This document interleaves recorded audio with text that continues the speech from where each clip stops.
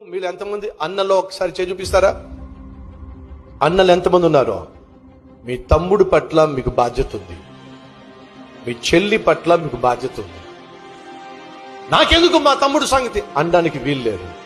అన్నా అనంటే నాన్న తర్వాత నాన్న ఉన్నాడు. అర్థం చేసుకో. నాన్నకున్న బాధ్యతను నువ్వు పంచుకునేవాడివి. ఇంటికి పెద్ద కొడుకు అయినట్లయితే నాన్న ఏ రీతిగా కొడుకుల గురించి ఆలోచిస్తాడో, కూతుర్ల గురించి ఆలోచిస్తాడో, నువ్వు కూడా నాన్న తర్వాత నీ తర్వాత ఉన్న తమ్ముళ్ళ గురించి ఆలోచించాలి, చెల్లెల గురించి ఆలోచించాలి. వాళ్ళ చదువు గురించి కావచ్చు, వారి వివాహాల గురించి కావచ్చు, వాళ్ళ భవిష్యత్తు గురించి కావచ్చు. ఇంటికి పెద్దవాడివైన నువ్వు ఖచ్చితంగా ఆలోచించాలి. నాకెందుకు మా తమ్ముడు సంగతి? నీకు కావచ్చు ఇంకెవడు చెప్పు.